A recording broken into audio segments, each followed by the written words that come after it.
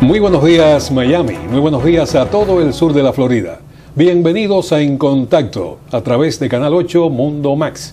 Este servidor, Daniel Torres, como de costumbre, les agradece esta sintonía tan tempranito. Ya seguramente usted se está tomando su primera taza de café del día, está viendo cómo amanece también mucho más temprano, va a haber un cambio de horario próximamente y me da realmente mucha satisfacción que usted esté en sintonía con nosotros para escuchar el comentario de algunas informaciones de actualidad, que en el día de hoy, por ser jueves, lo voy a hacer en compañía de mi buen amigo, analista político, escritor y sobre todo un máster en ciencias políticas, Julio M. Schilling, para quien tengo los muy buenos días. ¿Cómo estás tú? Encantado, Daniel, de estar contigo todos los jueves en este tan querido programa.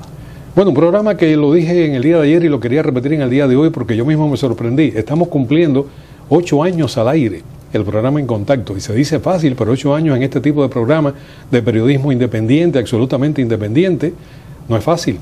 Yo no sé si será un récord, pero realmente es. Por lo menos estamos tratando de clasificar. Eso hay que reconocerte por tu gran talento y tu gran esfuerzo y esa gran audiencia que te sigue y te ve. Realmente inmerecido los elogios, pero como yo no tengo abuelita, te los acepto. Bueno, quería conversar contigo, Schilling. De hecho, quiero conversar contigo sobre una declaración que ha hecho una dirigente de CUPET, que es la Corporación de Petróleo de Cuba, donde está pidiendo a gritos que los norteamericanos, las compañías petroleras norteamericanas, regresen a la isla comunista. Esto después de 50 años, de más de medio siglo, porque te quiero recordar que en el año 1960, una de las primeras medidas que tomó el dictador cubano Fidel Castro fue nacionalizar a las compañías petroleras norteamericanas que no fueron ni mucho menos indemnizadas. Y ahora, después de más de medio siglo, esta señora, que por cierto tengo su nombre por aquí, se llama María Yodalis Hernández, portavoz de la empresa de perforación y extracción de petróleo del Centro, filial de la petrolera estatal cubana CUPET. Y es tan risible lo que dijo que te lo voy a repetir. Que vengan, que estamos listos esperando por ustedes. Tenemos todo tipo de negocios para los norteamericanos. Esto, si no fuera dramática la situación que se vive en Cuba, sería la escena de un circo de barrio, en realidad. Un bazar turco, en efecto. Estamos viendo cómo se está rapiñando el patrimonio cubano y es un dato curioso, o sea, cómo antes de indemnizar a los norteamericanos por los más de 7.000 millones de dólares que le han confiscado.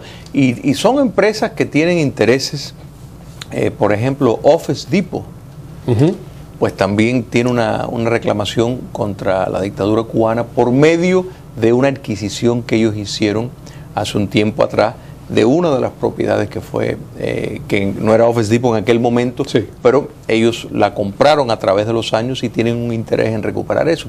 Entonces vemos, por otro lado, cómo la dictadura, su gran enemigo épico, pues entonces le están ofreciendo villas y castillos para que inviertan. Y el petróleo es sumamente importante, primero por lo que representa en el sentido económico y segundo porque el petróleo cubano, como tú bien sabes, es de muy baja calidad y los Estados Unidos es quien le procesa, por ejemplo, en el caso venezolano, sí, la mayor parte de su petróleo.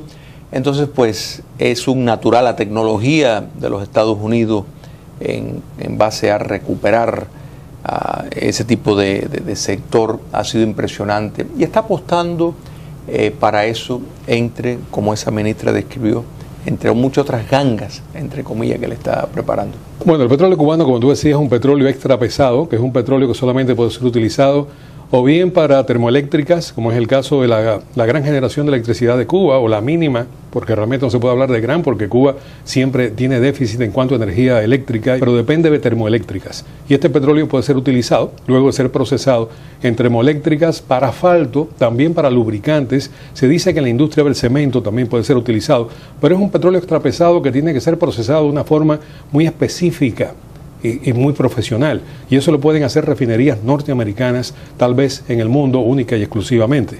La energía eléctrica que se produce en Cuba está cubierta en un 50% por ese petróleo extra pesado, pero queda un déficit de un 50% que hasta ahora lo está sustituyendo con las regalías que le hace Venezuela. Y digo regalías porque es un petróleo, aunque el petróleo está en estos momentos por debajo de los $50 el barril, Venezuela prácticamente que se lo está regalando a Cuba, desde la época de Hugo Chávez. Aun cuando Venezuela tiene que importar gasolina para su consumo interno de Estados Unidos. Estas son las grandes contradicciones de ese régimen, ahora encabezado por Nicolás Maduro. Pero bueno, lo cierto es que Cuba necesita, sabiendo lo que está ocurriendo en Venezuela y apostando a que tal vez no le quede mucho tiempo a ese régimen en el poder y que los subsidios pudieran perecer, de hecho ya están recortados, porque ya hubo que hacer un recorte en el envío de petróleo que se hacía de Venezuela a Cuba. Ahora está apostando a que inversionistas norteamericanos pudieran ir a Cuba, sobre todo a esta zona del Golfo de México. Se dice que allí hay posibilidades de extraer petróleo. Se habla de 5.000 millones de barriles al año que pudieran ser sacados allí, algunos 9.000. Cuba, como siempre exagerando, habla de 20.000 millones que pudieran estar allí en yacimientos, en aguas profundas, donde ellos no pueden hacer perforaciones, porque no hay tecnología suficiente. Pero hay algo que se le ha olvidado a esta portavoz de la empresa Cupet. Todavía el embargo está vigente. Las compañías norteamericanas no pueden ir a Cuba a extraer petróleo porque no se lo permite la ley del embargo. Así es. Esto ha sido la estrategia de la administración de Obama y la dictadura cubana, de básicamente seducir a potenciales inversionistas como si Cuba es tremenda ganga, tremendo mercado, tanto de consumo como de producción para inversiones, cuando ya de sobra han ido numerosos grupos y se han dado cuenta de los riesgos que presenta la inversión en Cuba. Y como tú bien señalas, las sanciones impuestas están en manos del Congreso y Cuba, en cuanto a la violación de derechos humanos, en cuanto a su modelo dictatorial político y la falta de libertades, sigue siendo eso un muro que impide que se levante el embargo. Bueno, Chilin, vamos a ir a la pausa entonces y cuando regresemos te propongo cambiar de tema. Hay dos temas de actualidad fundamentales: las elecciones en Argentina, elecciones generales que van a ser el domingo. Es posible que la continuidad del peronismo pues llegue a su fin. Vamos a ver qué es lo que ocurre. Realmente los sondeos están sumamente apretados en cuanto a si pudiera ganar Scioli en primera vuelta o si tuvieran que ir a una segunda vuelta donde Macri participaría, y ahí sí habría que ver cuáles son los resultados. Pero antes de llegar a ese punto en Argentina, quería comentar contigo una disertación que dio el vicepresidente norteamericano Joe Biden en la Universidad George Washington en las últimas horas. No habló de Hillary Clinton, pero sí habló de Hillary Clinton. No la nombró, pero fue realmente muy incisivo cuando hizo una serie de comentarios que quería pues conversar contigo y que tú los analizaras. Perfecto. Así que vamos a la pausa y regresamos en 2 minutos aproximadamente. Mantenga la sintonía con Canal 8 Mundo Max. El vicepresidente Joe Biden finalmente no se postularía a la presidencia en el año 2016, según ha dicho ayer miércoles, poniendo fin a un mes de coqueteos con una tercera campaña de la Casa Blanca y cerrando una muy larga carrera política a los 72 años de edad. Desafortunadamente, creo que estamos fuera de tiempo, ha dicho Biden, flanqueado por el presidente Barack Obama en el Jardín de las Rosas en la Casa Blanca. El anuncio fue una decepción para partidarios de Biden que le habían rogado correr por la presidencia del país. La decisión final del vicepresidente favorece, de acuerdo con analistas, a la precandidata Hillary Clinton, quien continúa encabezando ampliamente las encuestas dentro de los aspirantes demócratas. Fue a la Universidad George Washington el vicepresidente y no nombró a Hillary Clinton en ningún momento.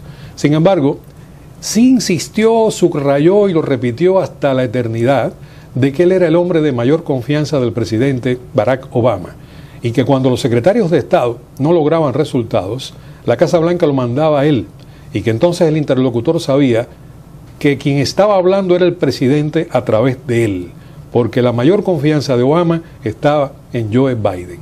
Y esto, por supuesto, fue un guiño que le hizo a poder entrar en una campaña electoral. Porque, bueno, y esta disertación y este tipo de comentarios, ¿a tono de qué? Incluso se metió en el tema del ajusticiamiento de Osama Bin Laden y él en un momento determinado, él reconoce que él le dijo al presidente que había que tener la certeza de que estaba en el lugar que se había indicado para poder hacer esta acción que llevó justamente al ajusticiamiento de Osama Bin Laden. Pero él dice, pero yo no le di mi opinión personal hasta que no subí con él las escaleras y me dirigía al despacho Oval. Y ahí fue donde él cara a cara me escuchó y yo le dije, tienes que hacerlo. O sea que el hombre está diseñando un protagonismo y cambiando también de opinión, porque primero dijo que no, después dijo que sí. No es ningún secreto que el presidente Obama, es más, lo ha expresado públicamente, quisiera seguir gobernando como presidente. La Constitución se lo impide, pero él quisiera, según él, pues él quiere profundizar los cambios que está llevando a cabo. Pero ¿qué pasa? Que los números están diciendo lo contrario, porque en una encuesta que acaba de hacer NBC con Wall Street Journal en conjunto, Hillary Clinton aparece con el 49% de la intención del voto. Bernie Sanders, aparece con el 29%, está a 20 puntos de diferencia de Hillary Clinton después del debate, del primer debate demócrata, donde Hillary Clinton evidentemente fue la ganadora, si hay que hablar de un ganador, y bajó ahí Sanders. O sea que hasta el momento Hillary Clinton está paseando la distancia. Pero el problema que hay es que ya hasta el FBI está haciendo determinadas críticas a filtraciones que se están dando sobre todos los contenidos de los correos electrónicos de Hillary Clinton. O sea, realmente hay material serio, información que ella divulgó, que no debe haber divulgado, de que no debe haber usado un servidor privado en vez de el que el protocolo requiere. Pero si no se le presentan cargos a Hillary Clinton, o sea, si esto no pasa a un juicio y se le enjuicia a Hillary Clinton, que sería así ya su salida de su aspiración presidencial, no pasa absolutamente nada. Y acuérdate que la Secretaría de Justicia está también en manos de los demócratas. Eso es cierto. Pero, mira, los que están convencidos por Hillary, eso va a ser un bloque sólido que van a votar por ella. Pero hay muchos que realmente, más bien los que tiran hacia el centro, que sí podrían poner en juicio su modo de tomar decisiones, que esto fue una decisión que ella tomó, y sí podría establecer una nube. Bueno, vamos a ver qué pasa en definitiva. Queda muchísimo tiempo para las elecciones generales acá en los Estados Unidos. Me queda un minuto solamente, no quería pasar por alto lo que va a suceder el domingo en Argentina. Se está decidiendo la continuidad o no del peronismo. Están enfrascados en esta campaña, está enfrascado Daniel Scioli, que es un peronista pero moderado, en realidad. No pudieron encontrar otra figura dentro de esa continuidad, de esa línea ideológica, y se está enfrentando, dicen que el gran oponente puede ser Mauricio Macri, que como tú conoces es el alcalde de Buenos Aires. Hay gente que apuesta que no va a haber segunda vuelta, pero tendría que ganar Daniel Scioli tendría que ganar el 45% como mínimo de los votos para poder evitar la segunda vuelta. Como antecedente para usted y beneficio para usted, amigo televidente, nunca en Argentina ha habido segundas vueltas. O sea que esto sería un acontecer en caso de que sucediese. Y ojalá si sucediera, porque hay un cambio entonces en la dirección de ese país que, como tú conoces, ha sido dirigido por los Kirchner en los últimos tiempos y es un desastre realmente lo que está pasando allí. Así es, la gran tragedia de Argentina es el peronismo. Macri viene también del peronismo, lo que naturalmente de una ala más moderna, más liberal, correcto. Entonces, esto a mí me recuerda al PRI en México. Correcto. O sea, que es básicamente lo que estableció Perón por medio de los sindicatos, es en efecto un clientelismo en todo sentido, tanto empresarial como político, y ha dejado una casta que ha sido muy difícil. El otro partido viable, básicamente, pocas veces ha podido tener triunfo. Quisiera que ganara Macri, creo que sería muy bueno para Argentina. Veo que va a ser difícil, al menos que el voto dentro del peronismo se divida. Vamos a ver qué ocurre. Ojalá haya las segundas vueltas y así se abría una esperanza para Argentina como nación.